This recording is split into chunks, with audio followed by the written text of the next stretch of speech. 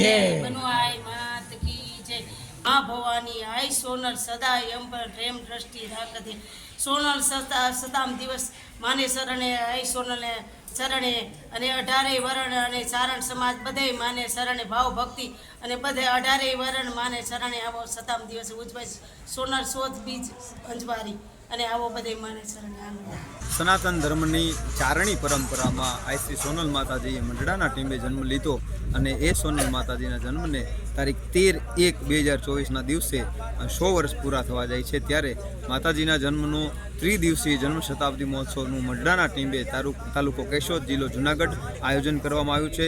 કંચનમાના આશીર્વાદથી ગિરીશાપાની નિષ્ઠાથી અને દાદુભાઈની દેખરેખ નીચે આ સંપૂર્ણ આયોજન કરવામાં આવ્યું છે। ત્યારે માતાજીના જે ચારણ સમાજના ભક્તો છે તેમજ 18 વર્ણના જે ભક્તો છે 3 દિવસમાં અહીંયા ઉપસ્થિત રહીએ એના માટે થઈને આપણે અહીંયા ભેગા થયા છીએ। આ જે સ્થળ જે હું ઊભો છું એ સ્થળ આપણું કલ્ચરલ ડોમનું સ્થળ છે। એટલે આ જગ્યાએ બધી જ પ્રવૃત્તિઓ જે ડાયરો હોય આપણી સાંસ્કૃતિક સભાઓ હોય અને એનું આયોજન અહીંયા કરવામાં આવ્યું છે।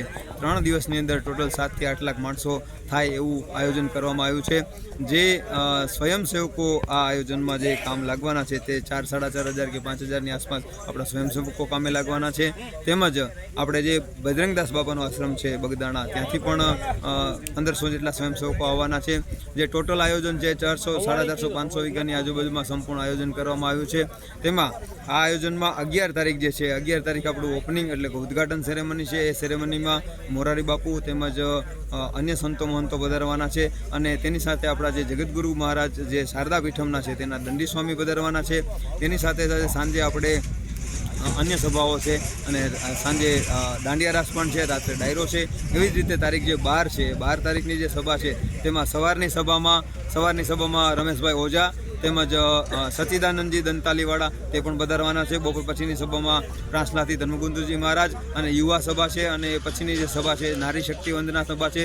પછી રાત્રે બલિદાન નામનું કેસરીસિંહજી બારવટના પરિવાર ઉપર એક નાટક છે એ પણ ભજવવાનું છે અહીંયા અને રાત્રે ડાયરો। એવી જ રીતે તારીખ 13 તારીખ છે સોનલ બીજનો દિવસ છે। એ 13 તારીખની જે સવાર છે સવારની સભા જે છે એ સવારની સભામાં આપણે સામાજિક અગ્રણીઓ તેમજ રાજકીય અગ્રણીઓ અને મહારાજાઓની ઉપસ્થિત રહેશે। બપોર પછીની જે સભા છે તેમાં સંતો મહંતોની સભા છે, તેમાં માતાજીઓ સંતો મહંતો વિવિધ ધર્મના અને વિવિધ સંપ્રદાયોનો ઉપસ્થિત રહેશે। એવી જ રીતે રાત્રે આપણે ડાયરો છે એવું આખું આયોજન મંડળાના ટીમે સોનલ માતાજીના ત્રિદિવસીય જન્મ શતાબ્દી મહોત્સવમાં બધા પધારો। ગુજરાતભરથી, રાજસ્થાન, મધ્યપ્રદેશથી અને અન્ય રાજ્યો તેમજ વિદેશથી પણ માણસો પધારવાના છે। આજરોજ મંડળામાંથી આપણે મળ્યા છે અને કાર્યક્રમના વ્યવસ્થા તંત્રની તડામાર તૈયારી ચાલી છે। ત્યારે મારે તો એટલું જ કહેવું છે કે આ ઉત્સવમાં માનનીય રાજ્યપાલ સાહેબ આવે છે, અન્ય અગ્રણીઓ રાજકીય પણ વિચારી રહ્યા છે। ખૂબ માત્રામાં પ્રધાનો, બધા મિનિસ્ટરો, અધિકારીઓ, ચારણો, સેવકો, 18 વર્ણ સમાજ બધો ઉમટવાનો છે। અનેક સંતો આવી રહ્યા છે, પૂજ્ય મોરારી બાપુ, શંકરાચાર્ય દ્વારકાથી, એમ જોઈએ તો ભાઈ શ્રી રમેશભાઈ ઓઝા, જિગ્નેશ દાદા, આ બધા સંતો, અમારા બાલુ ભગત, ચારણ સંતો, ચારણ કથાકારો, અન્ય કથાકારો, એટલું નહીં સંતો મંતો સેવકો તમામ જ્યારે ઉમટવાના છે એ મહામલા પ્રસંગને દંતાલી સ્વામી સતીનાથજી આવી રહ્યા છે, અહીં પ્રાસલાથી ધર્મબંધુજી આવી રહ્યા છે। એ બધા ખૂબ નમ્ર મુનિને પણ કાલે વાત થઈ મળ્યા અને એ પણ બહુ રાજી થયા। તો આ બધા સંતો આ ભૂમિમાં ઉમટવાના છે। એ જ રીતે અનેક સમાજ 18 વર્ણ અહીં ઉમટવાનો છે, એની તૈયારી ચાલી રહી છે। વિશેષ અહીં જે આવે છે એ સ્વયંભાવથી સ્વયંસેવક બનીને આવે છે, એટલે મોટી વાત છે।